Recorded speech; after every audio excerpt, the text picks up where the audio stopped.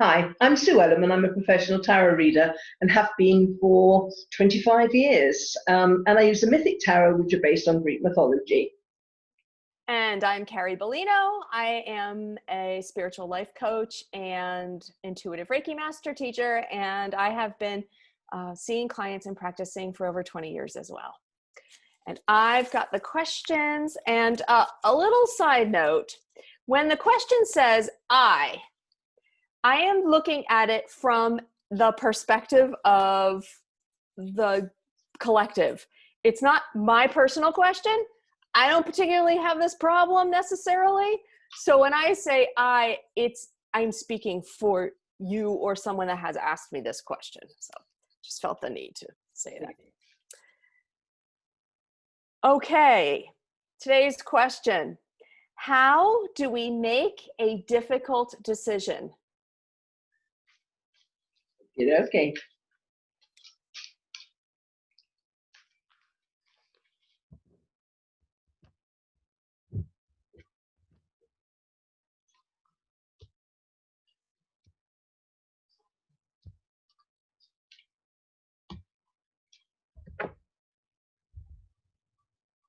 That's interesting. It comes up with the money card, which is quite interesting. So how do we make a difficult decision?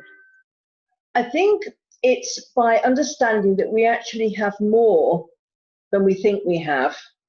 You know, we think with our decisions that often, if it's difficult, we feel trapped.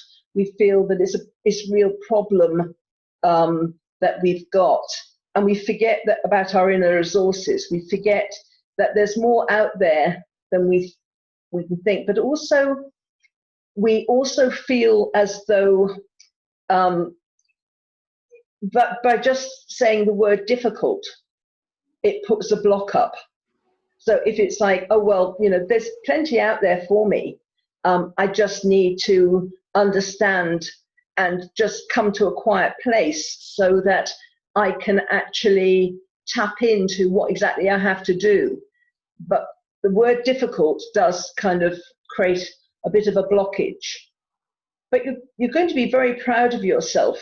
To pat yourself on the back and know you've done well. So any decision you have to make, I think you need to kind of come into your into a peaceful place within yourself, knowing that the answer is out there. And once you do that, then the answer appears. Again, it's tapping into yourself and not going into your head about it, but going kind of more on a kind of a spiritual level, I suppose, or an intuitive level is a better way of putting it.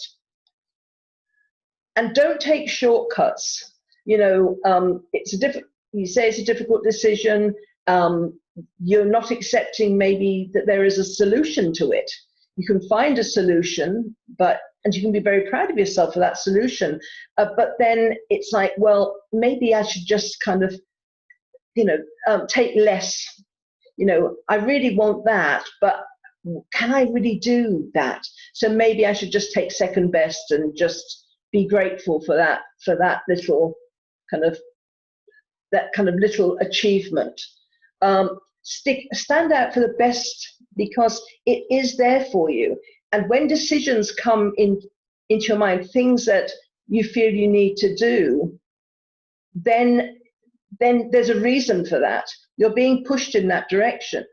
And if it's a difficult decision based on what somebody else wants you to do, then you need to really look at if it is actually something that you resonate with, or whether you're just doing it for somebody else. So that's a whole different thing that you need to look at. But if it's best for yourself, don't take second best, hold out for the best. And you just got to keep working at it. Keep vigilant, keep ahead of the game. Don't give up at first hurdle.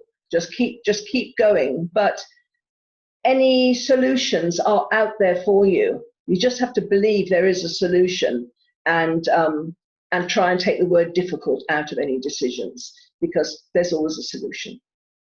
And those are the cards. Love that. Well, what struck me when you pulled the money card first is I wonder how many of these difficult decisions are based in money, that are based in logistics and analysis. And, things like career moves, or what schools to send your child to, or if your parents should move in with you. Those are often questions of the heart, but we make them questions about finances. We make them questions about money. And your second card was about following your intuition. And that's key for my message and the work that I do. Is we've been told in the new agey world that ego is bad, that we have to keep ego down. We have to think with our heart and feel with our heart, and ego is the dark side of us. And that is so not true. Ego is the balance. We have to have our ego. And ego is the thing that's going to deal with these money situations. It's the analysis part of us. It is the planner and the doer part of us. So I'm going to say follow Sue's second card with following your intuition, and tap into what your heart wants to do. What does your heart tell you about your career? What does your heart tell you about your life purpose? What does your heart tell you about caring for your parents, moving in with you? And once you make that decision about what your heart wants, then you employ your ego and say, okay, ego, how do we make this happen? How do we make this career move happen financially? How do we make this parent move happen financially? How do we make this better school choice for our children happen financially? Because many, if not most of our decisions have some kind of money undertone to them.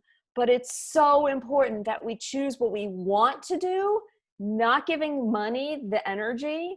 And then once we decide what it is we want to do, then we open up those doors, just like your last card said, the answers are all there. We open up those doors and allow the ego to analyze and find the financial solutions to what we thought were difficult decisions.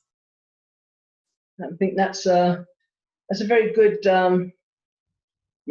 that's a good place to end on that one. I think it says it all. Perfect. Okay. I think we did as well. Okay. So thanks very much for joining us. Bye from me. And don't forget to subscribe and share. See you tomorrow. Bye.